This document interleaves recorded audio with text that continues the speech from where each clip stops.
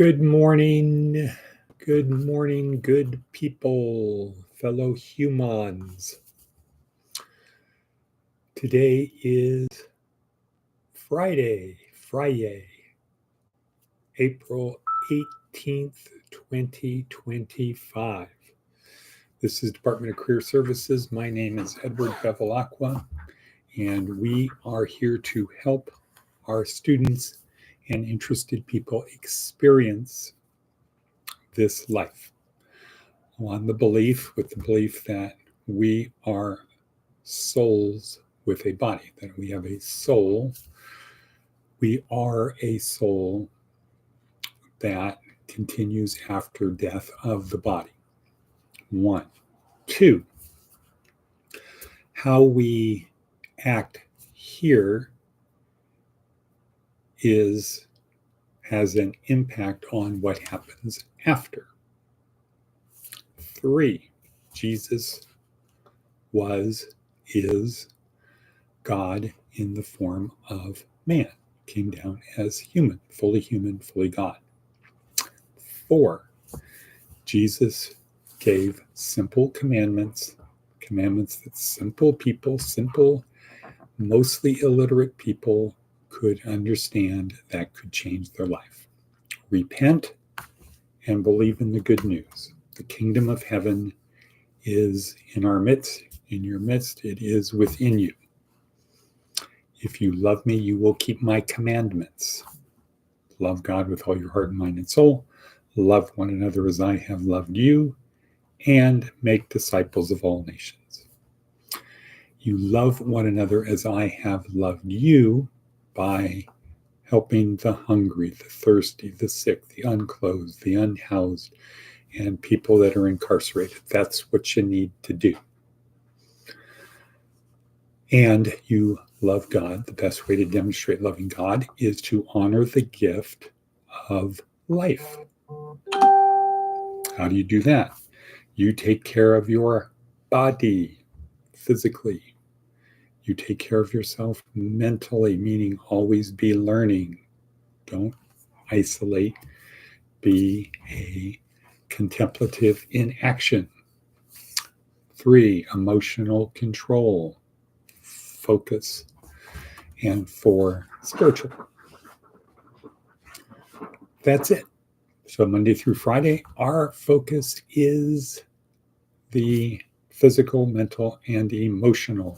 Weekends is G School, where we focus on the spiritual side. How do we follow the commandments of Jesus? How do we love God with all our heart, mind, and soul, love one another as Jesus loved us, and make disciples of all nations? That's what we do on Saturday and Sunday.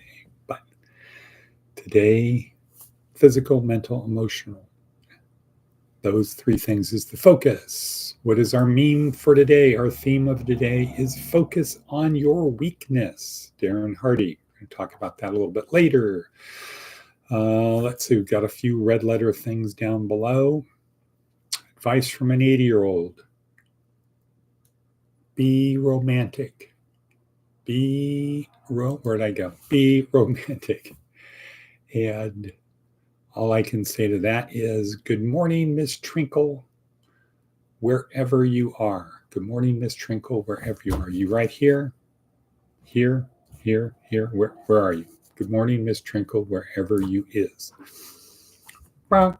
I don't know what that means, but it just seemed appropriate. Good morning, Maticus Von Atticus. Good to see you here. I think this is a good streak that you're building. And good. Glad to see you here. Maybe Whatnot a Baby can join us on break. Maybe she can get a break from work. But here we is. So, advice from an 80-year-old. Be romantic. All righty then. What else do we got? Seth's blog. Enrollment and engagement. Darren Hardy. The hidden saboteur in your leadership. And of course, the wrap-up of this week. Which is We're going to talk about Pratt today at some point in time. I had to go to take somebody to Vegas. No, I had to pick some people up from Vegas yesterday. Anyway, so Darren Hardy, let's talk about that. That is red letter. Yes, that is red letter. Find the hidden saboteur in your leadership. So he talks today, in the link down below to the talk, he talks about where is the weakness? Is it your hiring? Are you hiring wrong people? Are you not filtering out the bad? And he says, use AI, automate this process so that only the most qualified people get through. Now, this is kind of dangerous because if somebody makes a mistake, oops, they get cut. So it's kind of has to be perfection to a certain point, is my hunch. Hiring, is that the saboteur? You're not getting the right people. Check. I can say that. Onboarding, you're getting the right people, but you're not properly getting them into the work thing, and then they lose confidence, they lose interest. Check.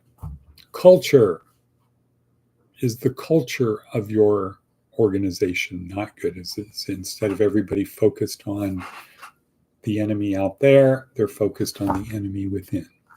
Check. And improving yourself. Are you, as the leader, the problem? You're not protecting your people. You're not nurturing the people below you. Check. So Darren Hardy focuses on all of these.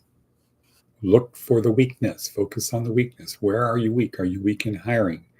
Check. Are you weak in onboarding? Check. Are you weak in culture? Check. Are you weak in improving yourself? Check. So let's say you're weak in all of them, but if you don't start hiring better, it doesn't really matter how good your onboarding, how good your culture, how you improve yourself if you don't get the right people.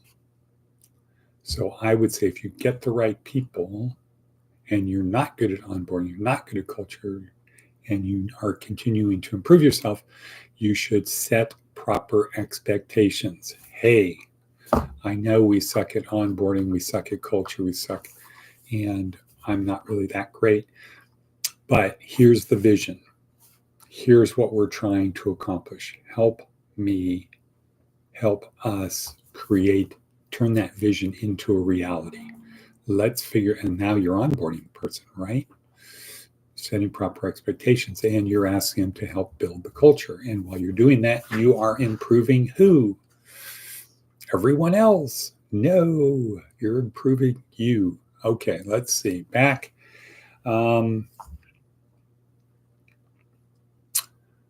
Might be good for you to swing by Pratt. Matt, are you there? Might be worth swinging by Pratt just to do a inspection. See what up. That's the gate code.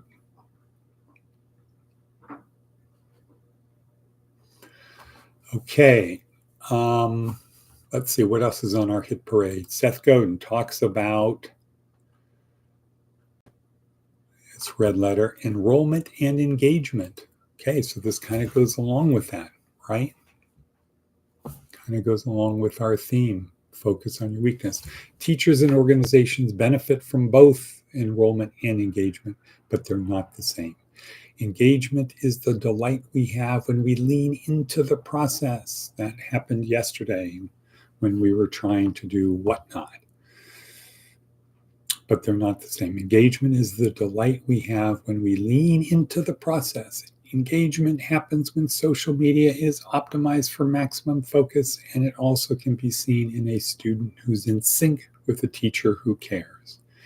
Enrollment is a commitment to change. It's the commitment to change. Enrollment is the process. Enrollment in the process means we're willing to push through the difficult parts because the outcome is part of our goal. Obviously, they overlap quite a bit. And one of the best ways to get one is to have the other. True transformation requires enrollment even if it doesn't always promise engagement. So that is the hiring and onboarding and getting people enrolled and engaged. Right now, what does Ryan Holiday say about that? Daily Stoic. The results are the byproduct of the process.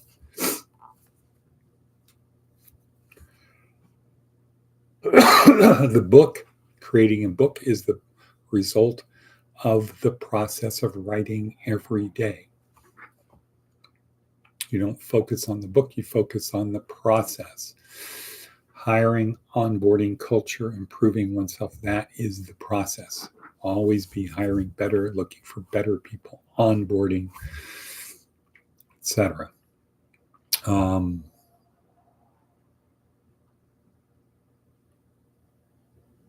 Next, what? What do we have next? Oh, we got the red letter. Darren Hardy, Seth's blog. Here's where we at. Yes, you can. You can introduce her to the people. The reason you're there is to show her around because maybe she will be joining. Okay, good cover story, right? Right toe? No, that's my left toe. Okay, let's see. We're 11 minutes in. Wrap up. Let's see. This is day 5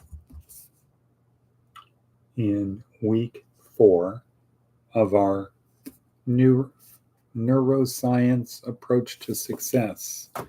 What does that mean? Well, in prison, they have classes to help you, but they're psychology based. Just think of neuroscience as what's actually happening in your brain, down to the cellular level in your brain. So in psychology, you might focus on thoughts, beliefs, behavior, etc. Well, in a neuroscience approach, you say, well, where do those thoughts actually physically reside? Where do our feelings originate? How are our feelings triggered? So taking it down to the essence of it. Or if it's learning how to drive a car, a psychology approach would be, we are going to get you the best car driving instructor in the world. So you're going to be taught how to drive a car by the best car driving instructor. So he's going to put you in and he's going to teach you how to drive that car. And how should you turn out? You should turn out the best you can possibly be as a car driver, right? Because you had the best instructor. And best instructor means best instructor for you, not the best instructor for everyone else, the best instructor for you. You're going to turn out the best car driver that you can. A neuroscience approach to driving a car would be, we're going to teach you, before we teach you how to drive the car, we're going to teach you how the car works. We're going to teach you about the engine, about the brakes, about aerodynamics, about the transmission. We're going to teach you how the car works. And then we're going to teach you how to drive the car. What's the benefit of that? Query. What is the benefit of learning how a car works before you learn how to drive it? Right. When something goes wrong, you can perhaps better identify it or fix it. So if you're a great car driver and you're driving along and all of a sudden you hear clink, clink, clunk, what do? You don't know, because you don't know what clink, clink, clunk means. It's a new sound. Do you keep driving? Do you pull over? If you're going to pull over, do you pull over now? What do you do? Uh-oh, I don't know what to do. Should I keep driving, take my foot off? I don't know. If you know how a car works and you hear clink, clink, clunk, you may have a better idea of what to do. Oh, clink, clink, clunk. Okay, that's not a big deal. Versus if it was clink, clink, clank. Uh-oh, flat tire. I have to stop now because if I keep going, I'm just going to create permanent damage to the tire, to the wheel, perhaps the car. Perhaps I could crash the car. So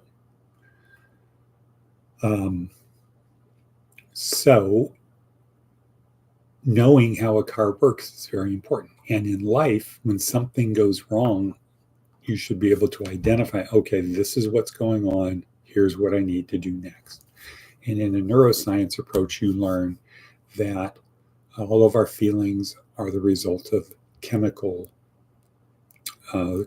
being released, neurotransmitters and hormones being released into our system that makes us feel. If we understand that, we understand the different type of neurotransmitters, and we understand how to use them, how to release them, we can decide we can dial in who we need to be right now. We can notice that, I'm starting to get myself worked up. I need to think about a very happy moment in my life, or pray, home. I need to pray. I need to call my sponsor, need to go to a meeting, because those will release oxytocin and reduce dopamine. We know what to do. So we can dial in who we need to be right now and 5 minutes from now. That's the benefit of a neuroscience-oriented approach. Well, why don't we teach it? Well, different level of education necessary to understand it. However, if everybody got, my feelings, well, if they got it this way, the results of what happened is impacted, is influenced by my behavior.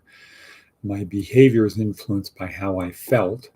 How I felt is influenced by the chemicals going through my system. You could work from the back and say, okay, what do I want to accomplish? How do I need to behave to accomplish that? How do I need to feel to behave that way? And what do I need to, what neurotransmitters do I need to release? And what do I need to do or imagine to release those neurotransmitters? Because neurotransmitters can be released based upon imagination. If you're a little kid and you think there's a monster in the closet, you're going to get scared. Even if there is no monster in the closet, you're still going to get scared. Release of neurotransmitters. Cortisol, maybe adrenaline. You have fear, don't know what to do, could be frozen. So much cortisol going through your system, you can't move.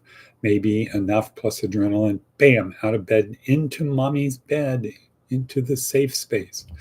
Or just put the covers over you as the ultimate protection against all monsters in closet. Just put the sheet over you because the monsters can't get through the sheet. Okay, so anyway, that's a neuroscience approach. Let's see, finishing up our TED Talk, the Ignatius rap, good little rap song to go along with this week about leadership. So we're going to call it a day. It's Friday. Everyone go out. Let's make something happen. Let's embrace the suck, get comfortable being uncomfortable, make somebody else's life a little bit better, see how it feels. And Maticus von Atticus, I will chat with you later. And now we say